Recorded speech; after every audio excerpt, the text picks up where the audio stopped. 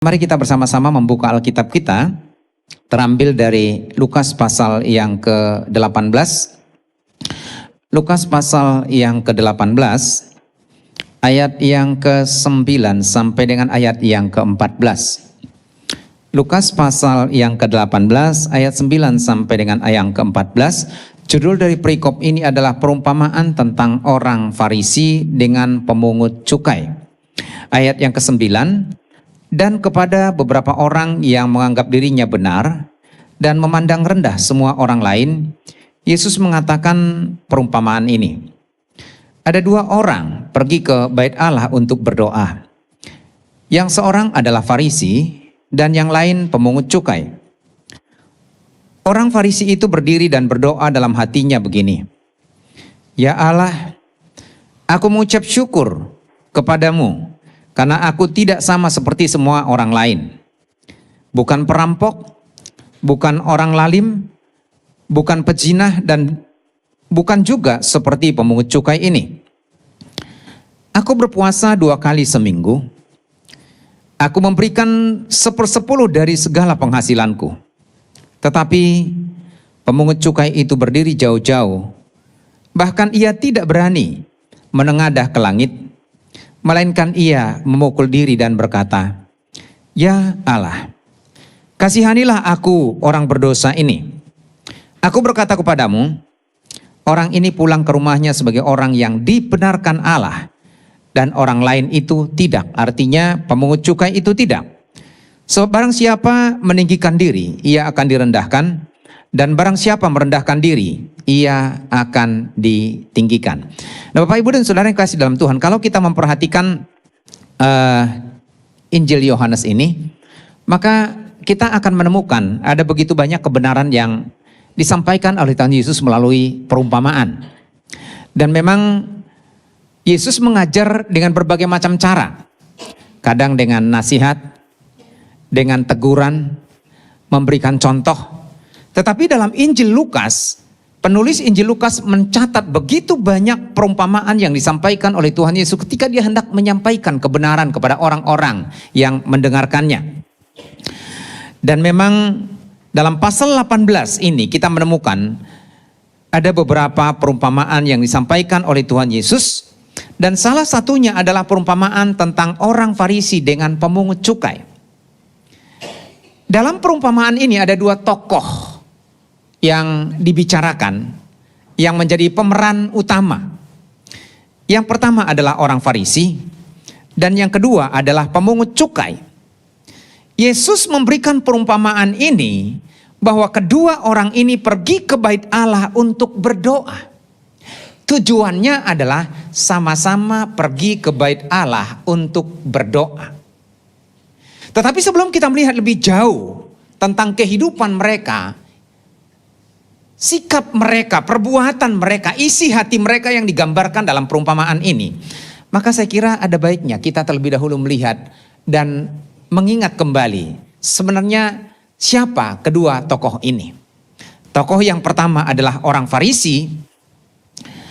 Ketika dia berdoa, apa yang dia pikirkan, apa yang ada dalam hatinya? Firman Tuhan berkata, dalam hatinya berkata, Ya Allah, aku mengucap syukur kepadamu karena aku tidak sama seperti semua orang lain. Bukan perampok, bukan orang lalim, bukan pezina, dan bukan juga seperti pemungut cukai ini. Aku berpuasa 2 kali seminggu, aku memberikan 1/10 dari segala penghasilanku. Wow, saya melihat bahwa kehidupan agamawi mereka, ibadah mereka itu melewati standar yang kelihatan secara umum di tengah-tengah masyarakat Yahudi pada waktu itu. Sedangkan tokoh yang kedua, pemungut cukai ini, apa yang dia lakukan ketika dia masuk ke bait Allah? Dia berdiri jauh-jauh, bahkan ia berani menengadah ke langit, melainkan ia memukul diri dan berkata, Ya Allah, kasihanilah aku orang berdosa ini. Lalu Yesus berkata, orang ini pulang, pemungut cukai ini pulang, dan apa yang dikatakan oleh Tuhan Yesus? Dia sebagai orang yang dibenarkan oleh Allah. Dia dianggap sebagai orang benar. Lalu kenapa kok orang Farisi yang menunjukkan peribadatan yang kelihatan sempurna tapi dianggap tidak berkenan kepada Allah? Ini sangat ironis dan tragis sekali. Sementara orang Farisi ini, pemungut cukai ini pergi dari situ ke rumahnya, dianggap sebagai orang yang dibenarkan oleh Allah. Siapa mereka ini? Kalau kita melihat dalam tokoh-tokoh agama Yahudi, bahkan mungkin secara sederhana kalau melihat kamus Alkitab di bagian belakang, orang Farisi itu adalah golongan rabi, ahli Taurat yang sangat berpengaruh di masyarakat. Mereka berpegang kepada Taurat Musa dan pada adat istiadat nenek moyang mereka, dan mereka mentaati seluruh hukum dan peraturan itu secara mutlak. Taurat Musa dan juga hukum-hukum yang berlaku dan tradisi-tradisi yang ditetapkan dalam kehidupan orang Yahudi. Namun kalau kita memperhatikan dalam 3 tahun pelayanan Tuhan Yesus, seringkali Tuhan Yesus mengecam kehidupan mereka. Bahkan Yesus pernah mengatakan bahwa mereka ini adalah seperti ular beludak, orang-orang munafik. Dan seringkali kita melihat peran Tuhan Yesus di tengah-tengah mereka itu seperti seorang antagonis, ya, melawan tradisi-tradisi yang begitu kental yang dilakukan oleh orang-orang Farisi pada zaman itu. Dan orang-orang Farisi ini begitu sangat berpengaruh dan dihargai di masyarakat karena kehidupan spiritualitas mereka yang kelihatan dalam rutinitas mereka, karena setiap hari mereka berada di bait Allah untuk mempelajari, untuk menggali dan merenungkan kebenaran firman Tuhan. Tetapi ternyata bahwa kehidupan rohani rutinitas mereka pada waktu itu tidak menjadikan mereka dianggap sebagai orang yang benar, sebagai orang yang berkenan kepada Tuhan, dan sebagai orang yang mendapat tempat yang khusus di mata Tuhan. Lalu siapa pemungut cukai? Barangkali saya kira kita sudah paham siapa pemungut cukai. Mereka juga adalah orang Yahudi. Mereka adalah masyarakat biasa. Tetapi bagi kalangan orang Yahudi, mereka ini dianggap sebagai pengkhianat bangsa. Kenapa begitu? Karena mereka itu dipakai oleh pemerintah Romawi untuk menarik pajak sesuai dengan ketentuan yang mereka buat. Lalu kemudian sebagian untuk keuntungan mereka, untuk kekayaan mereka, mereka kumpulkan. Dan kemudian sebagian lagi diberikan kepada pemerintah Romawi. Itu sebabnya mereka dianggap sebagai antek-antek pemerintah Romawi. Karena mereka menarik pajak yang memberatkan rakyat pada waktu itu. Bapak Ibu dan Saudara yang kasih dalam Tuhan, kalau kita melihat dalam perumpamaan ini, kalau dalam sebuah film ataupun mungkin novel, maka kelihatannya orang Farisi ini adalah orang-orang baik, pemeran utama, begitu ya. Sedangkan orang Farisi ini, pemungut cukai ini adalah pemeran antagonis yang disebut sebagai pendosanya ataupun penjahatnya. Nah, Bapak Ibu dan Saudara yang kekasih dalam Tuhan, dalam Lukas pasal 18 ini kita menemukan bahwa ada satu pengakuan, pernyataan yang menunjukkan bahwa sesungguhnya mereka adalah orang-orang yang pantas berkenan kepada Tuhan. Mereka orang-orang yang dianggap berkenan kepada Tuhan. Tetapi akhirnya justru Tuhan berkata bahwa mereka tidak dibenarkan di mata Tuhan. Waduh, rasanya ini sangat ironis ya Bapak Ibu. Bagaimana mungkin ini bisa terjadi? Mereka yang setia beribadah, mereka adalah pejabat gerejani, mereka adalah para aktivis, mereka adalah para pelayan-pelayan Tuhan. Tetapi toh kemudian akhirnya Tuhan mengatakan mereka tidak berkenan kepada Tuhan. Dan kalau kita membandingkan situasi ini dan perikop ini, maka ini hampir sama dengan apa yang terjadi di dalam Injil Matius. Dan ketika dikatakan hari penghakiman tiba, orang akan datang kepada Tuhan dan berkata, kami telah bernubuat demi namamu, kami telah mengusir setan demi namamu, kami telah melakukan mujizat menyembuhkan orang sakit. Tetapi aku akan berkata kepadamu, enyahlah kamu pembuat kejahatan, sebab aku tidak mengenal engkau dan engkau melakukan kejahatan. Dan ini saya kira juga sejalan dengan apa yang dikatakan oleh Tuhan Yesus. Banyak yang terpanggil tetapi sedikit yang terpilih. Banyak orang yang aktif di gereja, banyak orang yang menjadi pejabat-pejabat gereja, gereja, banyak mungkin pendeta yang menyuarakan tentang kebenaran. Tetapi akhirnya Tuhan berkata bahwa mereka tidak dibenarkan di hadapan Tuhan. Kalau begitu Bapak Ibu, belajar dari perikop ini, orang yang seperti apa sih sebenarnya yang Tuhan kehendaki dan orang yang seperti apa yang Tuhan tidak kehendaki. Barangkali kita sepaham dulu ya. Kalau orang ibadahnya benar, pasti hidupnya benar. Betul ya Bapak Ibu ya? Betul ya? Kalau ibadah seseorang benar, bukan saya bilang ibadah seseorang baik. Enggak. Karena baik itu belum tentu benar.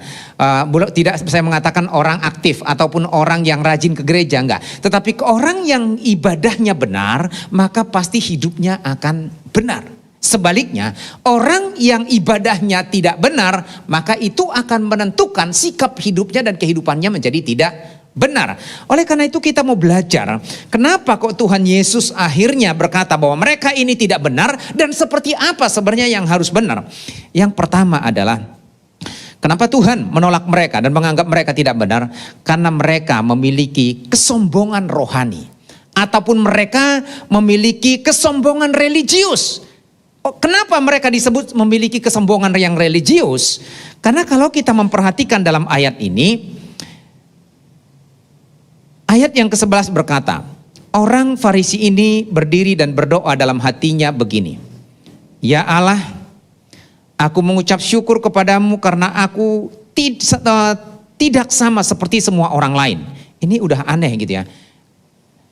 Saya tidak sama seperti orang lain. Dan tidak hanya sampai di situ, lalu dia berkata, karena aku tidak sama seperti orang lain, bukan perampok, bukan orang lalim, bukan pejinah, dan bukan juga seperti pemungut cukai ini. Ya, lebih spesifik lagi, dia pengumuman di hadapan Tuhan. Tuhan, aku tidak seperti khalayak banyak orang. Aku tidak seperti pada umumnya. Saya tidak seperti masyarakat lain. Saya tidak seperti anggota gereja lain. Tetapi saya ini berbeda dengan mereka, terutama dengan ini loh yang di sebelah saya ini. Dan ini adalah menunjukkan kesombongan rohani dan pamer. Dan kalau saya boleh berkata bahwa ini bagian dari flexing rohani. Dan flexingnya itu anehnya bukan kepada jemaat, bukan kepada masyarakat, bukan kepada orang-orang di lingkungan dia. Tetapi flexing rohani ini dilakukan di hadapan Tuhan, di rumah Tuhan, berinteraksi dengan Tuhan. Dan ini sangat ironis. Lalu kemudian dia melanjutkan apa yang dia katakan. Aku berpuasa 2 kali seminggu, aku memberikan 1/10 dari segala penghasilanku. Dan lalu kemudian itu menjadi satu yang mengagumkan, sesuatu yang hebat, sesuatu yang luar biasa. Dan kalau kita memperhatikan Bapak Ibu dan Saudara yang kasih dalam Tuhan, ada 2 bentuk kesombongan dari orang Farisi ini, ya. Ada 2 bentuk kesombongannya. Kesombongan yang pertama adalah dia mengandalkan kebenarannya sendiri. Atau dia menonjolkan kebenarannya sendiri. Kalau kita memperhatikan dalam terjemahan aslinya, kata mengandalkan kebenaran sendiri ini, itu menganggap dirinya benar, atau lebih tegas dikatakan dia begitu sangat yakin bahwa dia adalah orang yang benar di hadapan Tuhan. Tetapi sebaliknya ini sangat ironis. Kenapa? Karena justru Tuhan Yesus mengatakan orang ini pulang sebagai orang yang tidak dibenarkan oleh Allah. Dalam hal ini maka kita tidak bisa mengatakan bahwa orang yang dianggap masyarakat sebagai tokoh agama, sebagai aktivis, sebagai pelayan gereja, sebagai orang yang sibuk dalam gereja adalah orang yang dibenarkan oleh Allah. Apakah salah kalau seseorang aktif dalam gereja? Saya kira tidak. Tuhan menghendaki seperti itu. Apakah salah orang menjadi pejabat gereja? Tentu juga tidak. Apakah seseorang salah ketika mereka aktif dalam berbagai pelayanan di gereja? Itu Tuhan kehendaki. Tetapi justru oleh karena dia mengandalkan kebenarannya sendiri, percaya diri dan begitu yakin bahwa dia adalah benar, akhirnya Tuhan tidak suka kepada dia. Dan kalau kita memperhatikan Bapak Ibu, ada beberapa kali dia mengulangi kata aku. Coba Bapak Ibu, berapa kali? Coba kita temukan, kita hitung bersama-sama. Saya baca ya Bapak Ibu, dari ayat yang ke-11. Orang Farisi ini berdiri berdoa dalam hatinya begini. Dihitung ya Bapak Ibu ya. Ya Allah, aku mengucap syukur. Satu ya. Yang kedua, karena aku tidak sama. Itu yang kedua. Mana lagi Bapak Ibu? Ayat yang ke-12. Aku berpuasa 2 kali. 3. Yang ke-12 lagi, aku memberikan 1/10 dari segala penghasilanku. Tetapi pemungut cukai ini dan seterusnya. Berapa kali Bapak Ibu? 4 kali. Bapak Ibu, saya pernah belajar bahasa Inggris walaupun saya tidak pintar bahasa Inggris. Ada satu tulisan yang selalu menggunakan huruf besar dimanapun ditempatkan. Itu apa Bapak Ibu ya? I. Pernah nggak Bapak Ibu berpikir, kenapa kok selalu itu ditulis huruf besar? Ada yang memberikan jawaban nggak? Saya mencoba merenung ya. Dan saya belum menggali memang lebih mendalam. Tapi guru bahasa Inggris saya ini berkata begini. Ini menunjukkan egoisme dari I, saya, aku yang menonjolkan diri, berdiri megah di hadapan orang lain. Orang lain itu kecil-kecil begitu ya. Tetapi dia berdiri tegap dengan gagah, dengan menenggadah ke atas. Ini aku. Itu menunjukkan egoisme, egosentris seseorang. Dan itu tidak bisa dipungkiri. Itu sengaja ataupun tidak sengaja itu terjadi. Aku adalah ego yang begitu sangat tinggi. Dan itu sebabnya ego yang begitu tinggi yang dimiliki oleh pemungut cukai ini menonjolkan diri. Aku dan aku dan aku. Bukankah aku yang selalu hadir ke gereja? Bukankah aku pejabat gereja? Bukankah aku sudah hadir dalam aktivitas itu? Bukankah aku sebagai pemimpin pujian? Bukankah aku sebagai pengkhotbah? Bukankah aku sudah berjuang sedemikian rupa? Bukankah aku telah menolong orang? Bukankah aku telah peduli kepada mereka? Dan aku, dan itu adalah kebenaran sendiri. Yang menjadi acuannya adalah aku dan aku. Dan kesombongan pertama itu adalah dia menganggap dirinya benar dan begitu yakin sehingga dia mengandalkan aku ini loh yang paling pantas, yang paling benar, yang paling terhormat, yang paling hebat. Bapak Ibu dan Saudara yang kekasih dalam Tuhan, kesombongan bisa terjadi pada siapa saja, kapan saja, dan di area apa saja. Namun yang paling ironis adalah seringkali kesombongan itu terjadi dalam area kehidupan rohani. Menjadi seorang yang memiliki kesombongan religius, menganggap kesalehannya itu adalah yang paling benar di hadapan Tuhan dan di hadapan orang lain. Kemudian, kalau kita memperhatikan di sini Bapak Ibu, walaupun memang terasa ganjil, kesalahan seperti ini cukup umum kita temukan. Kadang-kadang doa dijadikan sebagai ajang pamer diri dan kerohanian. Bahkan pengucapan syukur kepada Allah dimanipulasi untuk menunjukkan kelebihan diri sendiri. Ya, kelihatannya bersyukur, tetapi sebenarnya untuk memanipulasi, menunjukkan, flexing kelebihan diri sendiri. Banyak hal kadang-kadang dia kelihatan merendahkan diri, tetapi justru dia menjulang tinggi, meninggikan diri dalam berbagai macam aspek. Saya tidak sebutkan contohnya. Kita mungkin merenung bersama-sama. Itu kita temukan di dunia yang kita hadapi sekarang ini. Dunia flexing bukan hanya berlaku masalah materi, tetapi juga masalah rohani, masalah banyak hal. Walaupun mungkin kritik ini tidak ditujukan kepada semua orang, tetapi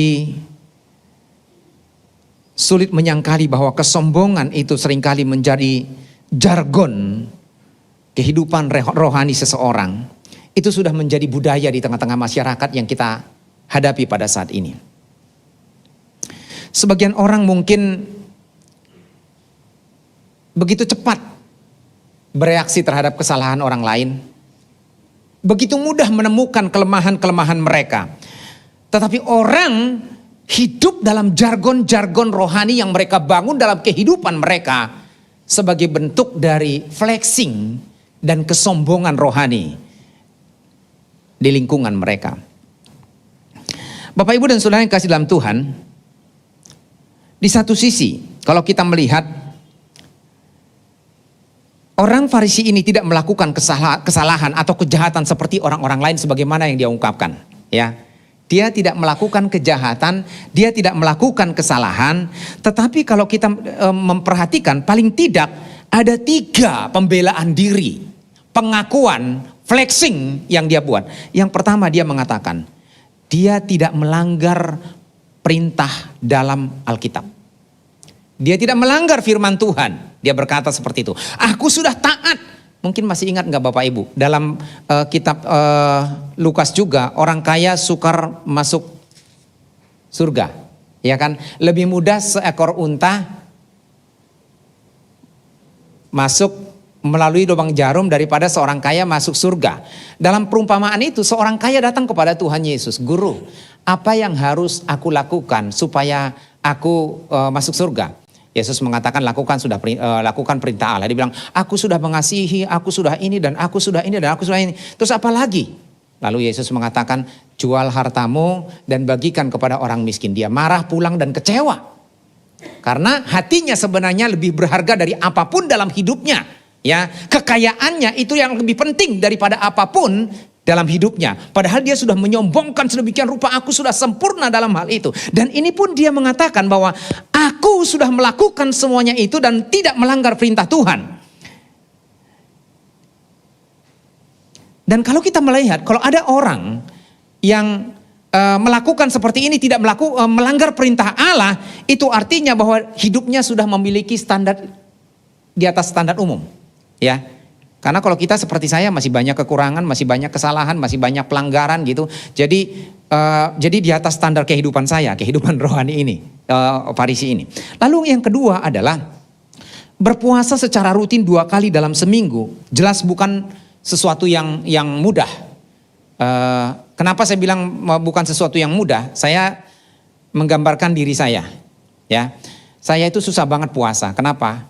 Karena sejak lambung saya sakit, itu kalau saya puasa, udah deh, minimal saya bisa jalan, saya bisa dari gereja sampai ke rumah di mobil itu mengeluarkan angin terus.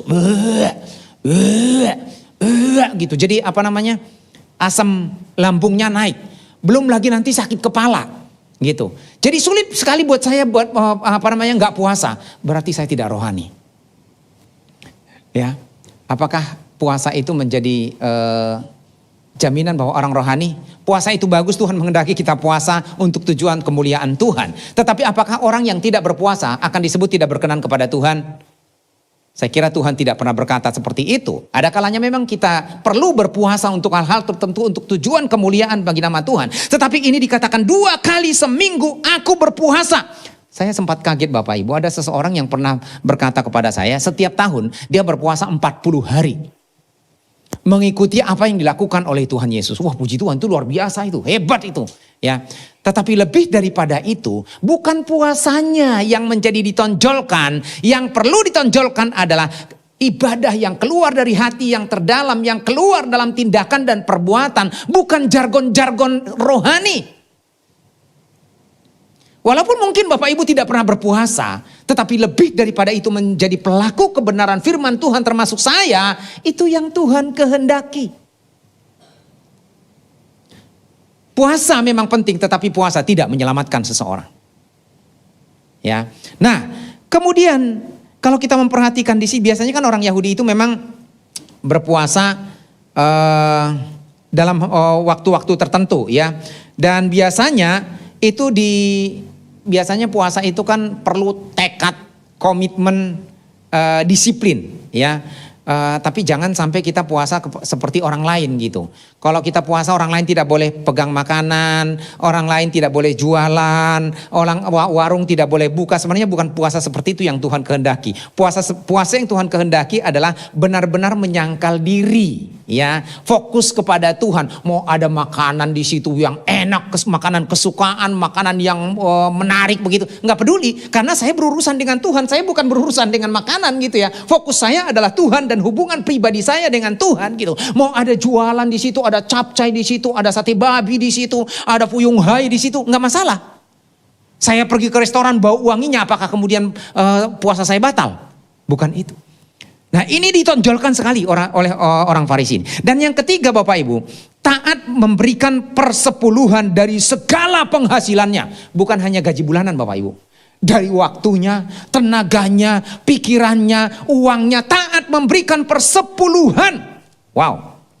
Dan ini pun melebihi standar umum. Ya, melebihi standar umum. Standar umum itu adalah memberikan 1/10 dari gajinya ataupun penghasilannya. Tapi ini dari segala penghasilannya dia sudah diberikan kepada Tuhan, dan itu merupakan satu tindakan yang luar biasa. Dan saya kira tidak banyak orang yang bisa melakukan itu. Karena itu butuh benar-benar penyangkalan diri untuk memberikan persepuluhan. Ya, orang yang mau memberikan persepuluhan itu adalah orang yang betul-betul memahami kebenaran firman Tuhan, orang yang betul-betul mau taat kepada kebenaran firman Tuhan, dan memang dia mengatakan tidak melanggar Alkitab, dia berpuasa 2 kali dalam seminggu, dan akhirnya dia mampu untuk memberikan persepuluhan dari segala apa yang dihasilkannya. Nah, jadi tadi kesombongannya itu adalah pertama mengandalkan kebenaran sendiri. Dan yang kedua adalah kesombongannya itu merendahkan orang lain. Ya, coba kita lihat Bapak Ibu ayat yang ke-9b. Dan kepada beberapa orang yang menganggap dirinya benar, nah ini kemudian, dan memandang rendah semua orang lain. Lalu di bawah ayat yang ke-12 bagian terakhir, ayat 11 bagian terakhir. Karena aku tidak sama seperti semua orang lain, bukan perampok, bukan orang lalim, bukan pezina, dan bukan seperti pemungut cukai ini. Itu ya, merendahkan orang lain itu masih banyak secara umum. Tapi kemudian merendahkan ini loh pemungut cukai ini. Enggak pantas, enggak layak. Ini sebenarnya enggak perlu ada di sini, perlu disingkirkan ini. Ini tidak layak ini. Nah, Bapak Ibu kemarin selesai kebaktian pemuda remaja ada di bawah saya. Minggu lalu memang saya dihubungin oleh seorang anak remaja. Dia bilang, Om, boleh nggak saya interview dengan kelompok saya dari sekolah, menanyakan tentang LGBT. Katanya begitu. Dan salah satu pertanyaannya itu begini, apakah Om setuju dengan tindakan dan kehidupan LGBT? Dan apakah kita harus menolak orang LGBT? Sebenarnya pertanyaan ini mengandung dua pertanyaan. Yang pertama, apakah kita boleh menerima orang yang hidup sebagai LGBT? Dan yang kedua, apakah kita menerima tindakan dan kebiasaan LGBT? Gitu kan? Ya. Saya berkata begini, Yesus pernah berkata bahwa seorang dokter bukan datang untuk orang yang sehat, tetapi untuk orang yang sakit. Yesus juga mengatakan, aku datang bukan untuk orang benar, tetapi untuk orang berdosa. Jadi siapapun yang hadir di gereja, apakah itu pemungut cukai, apakah itu LGBT, apakah itu perampok, apakah itu pembunuh, maka kita harus terima mereka, tetapi menolak sikap dan perbuatan yang salah. Itu harus dipisahkan. Tetapi justru dikatakan tidak seperti orang ini yang tidak layak, yang tidak pantas. Seringkali kita hadir di gereja itu hanya memperhatikan orang lain, menghakimi orang lain, menuduh orang lain. Fokus kita bukan ke Tuhan, tapi fokus kita adalah kekurangan mereka, apa yang tidak layak, apa yang tidak pantas. Saya dulu sering mendengarkan obrolan waktu masih kecil saya, para ibu-ibu. Ada suku-suku tertentu yang biasanya kalau ke gereja itu pokoknya pakaiannya itu dari atas sampai ke bawah gereja itu mewah, gelang pakai bisa 4, sepatu tinggi gitu ya, kinclong-kinclong semua, kalung dan segala macam, anting begitu. Jadi kadang-kadang gini, ada orang yang datang ke gereja juga najis, lalu memperhatikan ibu-ibu yang lain. Dari ujung rambut, kira-kira jepitnya pakai apa? Bandonya produk apa? Bajunya kayak apa bentuknya?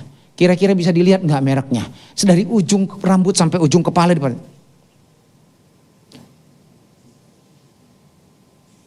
Ada orang yang seperti itu. Nah, kalau misalnya ibu-ibu pergi kondangan, kayaknya ibu-ibu suka memperhatiin pakaian orang lain ya. Nggak masalah sih, asal jangan digosipin ya.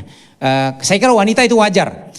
Kadang-kadang gini, saya beberapa kali pergi kondangan dengan istri saya lalu bertanya gini, tadi memperhatikan pakaiannya nggak apa? Saya bilang enggak tuh, warnanya pun saya nggak tahu. Apalagi pakaiannya. Saya bukan orang tipe seperti itu. Saya datang, apa yang harus saya lakukan ya saya lakukan gitu. Ya sudah, setelah itu pulang saya nggak tahu bajunya mau warna apa, bentuk apa, merek apa. Saya paling nggak pernah memperhatikan itu. Tapi wanita sebenarnya itu hal yang wajar. Saya tidak menyalahkan itu. Itu kodrat wanita. Mungkin mereka ingin ngelihat bentuknya bagus, atau mungkin motifnya menarik, ataupun mungkin model baru begitu kan. Itu lumrah. Tapi ketika sudah kemudian itu menjadi bahan gosip dan ngatain orang, itu yang salah. Ya. Itu apa, kita nggak boleh gitu meniru modelnya? Boleh aja, asal orang itu juga jangan marahan. Kok ngelihat, kok itu niru saya? Ada kan seperti itu ya? Itu niru saya gitu. Padahal kan banyak sama dengan seperti itu gitu kan? Nah, tetapi kita melihat di sini bagaimana kesombongan itu muncul dari hati mereka dan akhirnya merendahkan orang lain, menghina orang lain, menganggap orang lain tidak pantas. Dan itu menjadi salah satu kesombongan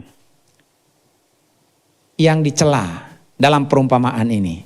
Mereka telah salah menggunakan ukuran dalam kehidupan mereka. Sebenarnya kelebihan manusia tidak selamanya itu menjadi sesuatu yang lebih di hadapan Tuhan.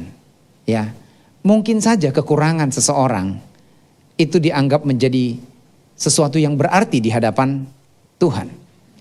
Memang kelebihan itu seharusnya digunakan untuk membangun kerajaan Allah, untuk memuliakan Tuhan, untuk hal-hal yang positif.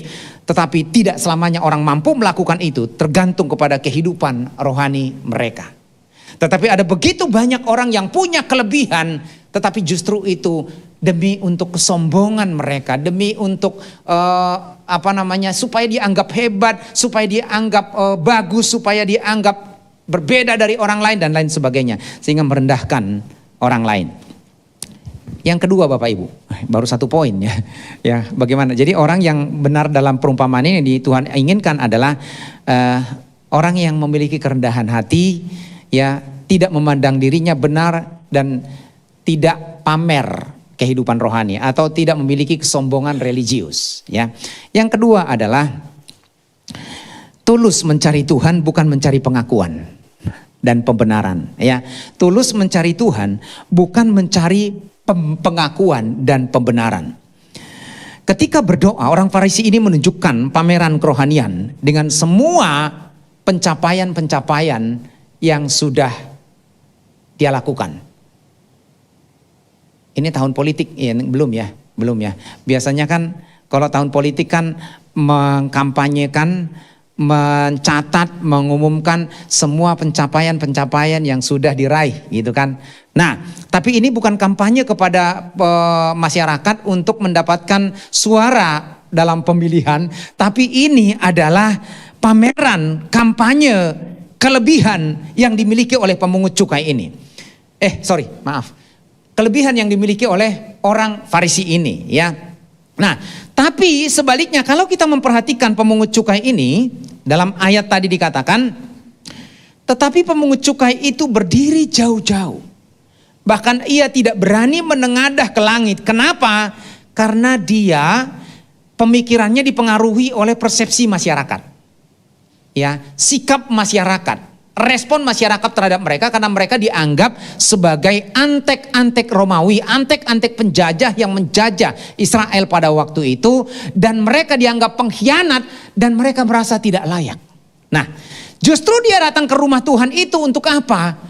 Dia datang ingin memerlukan, mencari Tuhan, mencari pengampunan, mencari perkenanan di mata Tuhan, walaupun dia sebenarnya tidak layak menurut ukuran dia. Tapi dengan hati yang tulus dan murni, dengan hati yang bersih di hadapan Tuhan, apa yang dia lakukan? Dia merasa tidak layak, dan kemudian dia berkata, ia tidak berani menengadah ke langit, melainkan ia memukul diri dan berkata, biasanya memukul diri ini sebagai perkabungan, sebagai penyesalan, sebagai kesedihan. Dia katakan, ya Allah, kasihanilah aku orang berdosa ini. Ya Tuhan, aku memang jelek di mata masyarakat. Aku memang sudah mengambil banyak pajak. Aku sudah memang menarik, membuat orang hidup menjadi susah, menjadi berat. Aku memang ditolak di masyarakat. Aku dicap sebagai pengkhianat negara, tidak loyal kepada negara. Tetapi aku mau datang kepadamu Tuhan dengan segenap hatiku, tulus dan murni untuk memperoleh pengampunan Tuhan, untuk memperoleh pembenaran Tuhan, karena aku tidak layak Tuhan. Dengan kerendahan hati, dengan ketulusan hati, karena dia menyadari bahwa dia membutuhkan Tuhan, dia memerlukan Tuhan, dia membutuhkan pengampunan dari Tuhan, sehingga dengan segenap hatinya berjumpa dengan Tuhan. Berbeda dengan pemungut cukai ini, ya, dia pamer dengan semua deretan-deretan pencapaian sudah dilakukan, walaupun akhirnya Tuhan mengatakan pencapaian yang dilakukan itu tidak berarti di mata Tuhan. Mungkin selama ini kita berpikir sudah banyak pencapaian yang kita lakukan dalam bergereja. Tapi kita perlu hati-hati kembali. Jangan sampai pencapaian kita itu menjadi sia-sia. Jangan sampai pencapaian yang sudah kita lakukan itu dengan begitu tertib, begitu disiplin, dengan komitmen, tetapi menjadi sia-sia. Oleh karena itu hanya kita lakukan demi pamer dan flexing rohani. Dan itu kita menganggap diri kita begitu yakin sebagai orang yang benar. Sementara Tuhan menolak kita. Yang ketiga, Bapak Ibu, seperti apa yang Tuhan inginkan melalui perumpamaan ini dan seperti apa yang Tuhan tidak inginkan. Seharusnya ibadah yang benar itu keluar dari hati dan tindakan. Ya, keluar dari hati, berbuah kepada tindakan, bukan sekedar formalitas dan membeo. Ya, kenapa saya mengatakan seperti ini? Kalau kita memperhatikan Bapak Ibu, dalam coba kita lihat Bapak Ibu supaya lebih jelas. Bapak Ibu yang bawa Alkitab enggak? Oke, biasanya Alkitabnya sudah di itu ya, di handphone ya. Tapi kalau ada Bapak Ibu yang masih membutuhkan Alkitab seperti ini, nanti boleh minta ke saya. Kalau masih ada, saya ada stoknya. Ya. Oke, kita lihat Bapak Ibu, coba saya bacakan tentang Farisi di sini supaya jelas. Farisi.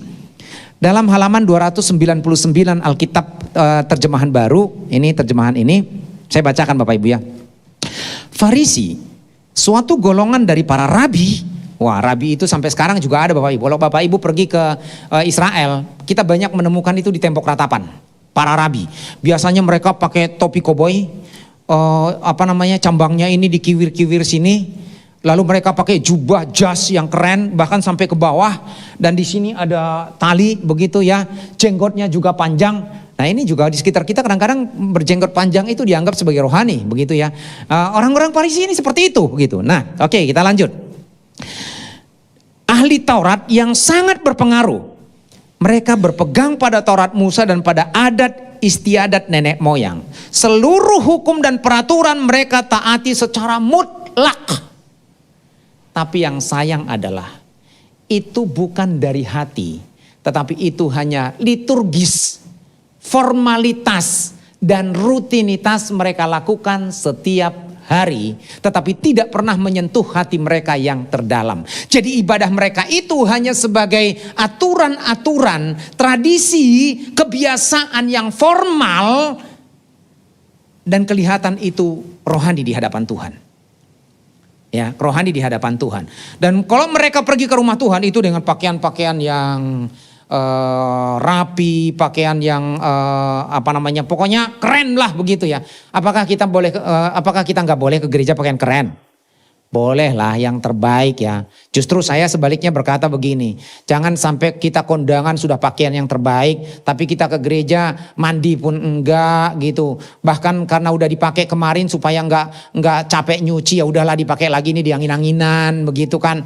Atau pakai sendal gitu kan. Sebaiknya sih enggak. Yang penting ya apa yang kita punya yang terbaik kita berikan ya. Ya kita berikan. Masa kita kondangan gitu begitu rapinya gitu kan, pakai jas, terus sepatu yang keren, tapi pergi ke gereja menghadap raja di atas segala raja. Sesuka hati seenak-enaknya, ya. Tuhan memang tidak melihat dari sepatunya sih. Tuhan tidak melihat sih dari bajunya, dari hatinya. Tapi alangkah baiknya kita dengan rapi memberikan yang terbaik. Dan mereka ini, Bapak Ibu, ya kalau nanti coba di searching di Google, tembok ratapan. Itu pasti ketemu banyak rabi-rabi. Wah, dengan jenggot panjang begitu ya. Topi koboi, ada kiwir-kiwirnya. Mereka jalan keren banget gitu ya. Kayaknya orang lain itu ya sama seperti orang lain itu kecil banget begitu. Ya, mereka merendahkan orang lain. Nah, tetapi yang sangat disayangkan adalah Tuhan Yesus seringkali mengecam mereka. Oleh karena apa? Oleh karena ibadah mereka hanya formalitas. Mereka tahu, mereka hafal, mereka ngerti semuanya itu. Tetapi justru Yesus mengatakan kamu adalah orang-orang munafik. Kamu tahu tentang kebenaran, tetapi kamu tidak melakukan kebenaran itu. Contoh misalnya, kita lihat Bapak Ibu. Matius pasal 15 ayat 2.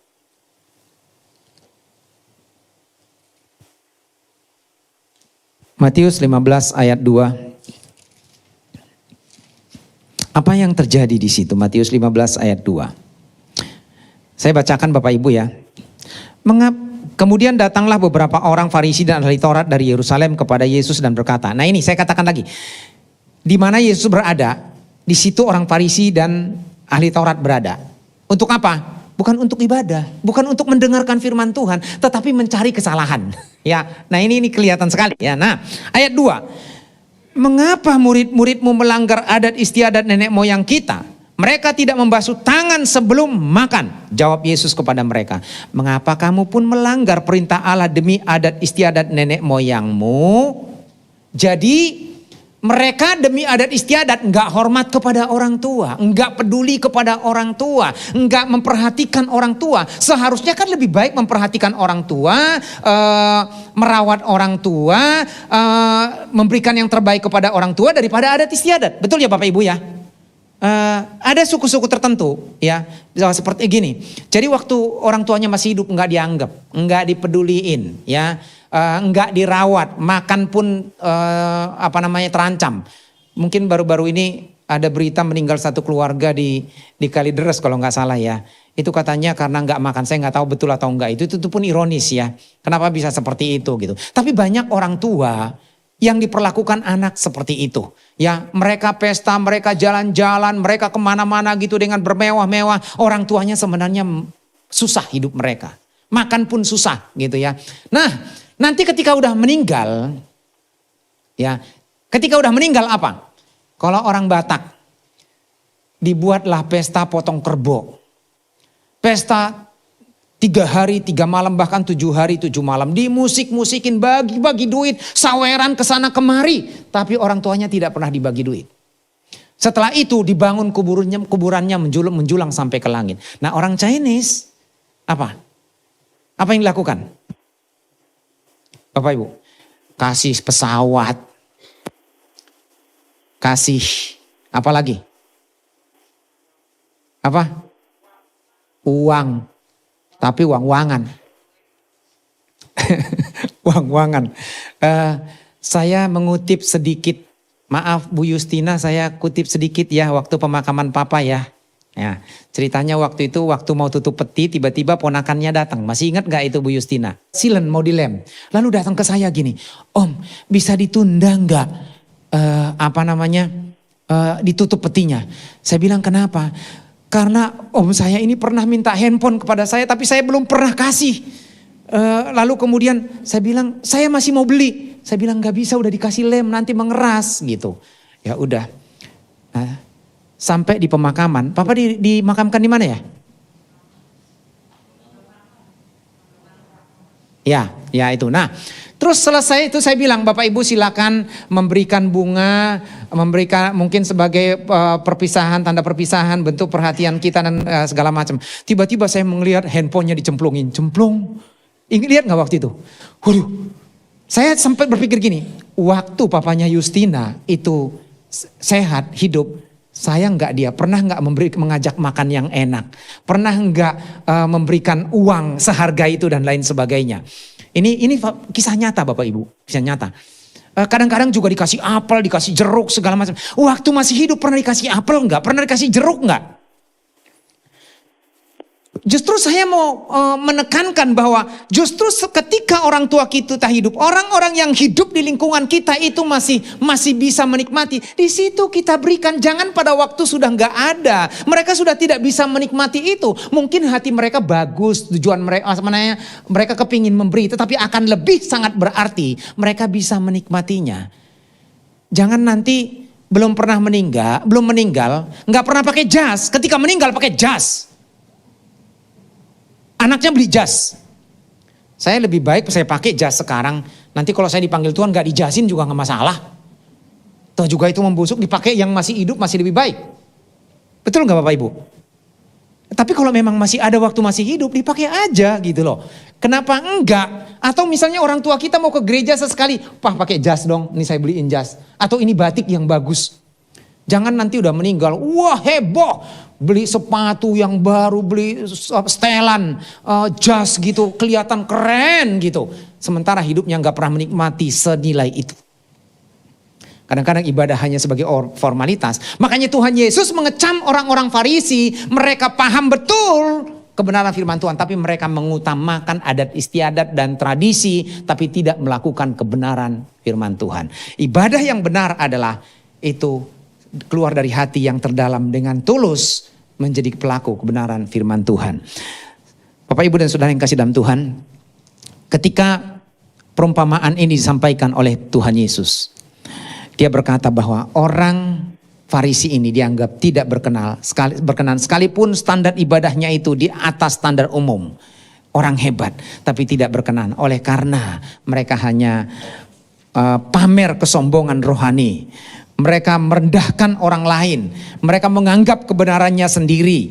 Bahkan mereka mencari pengakuan dan pembenaran di mata Tuhan. Dan ibadah mereka hanya sekedar formalitas. Yang Tuhan inginkan adalah mari kita bersama-sama merendahkan hati di hadapan Tuhan. Dengan ibadah yang tulus. Tidak menganggap orang lain rendah. Tetapi kita tidak mencari pengakuan dan pembenaran. Tapi kita justru melakukan apa yang benar. Dan menjadi berkat dimanapun kita berada.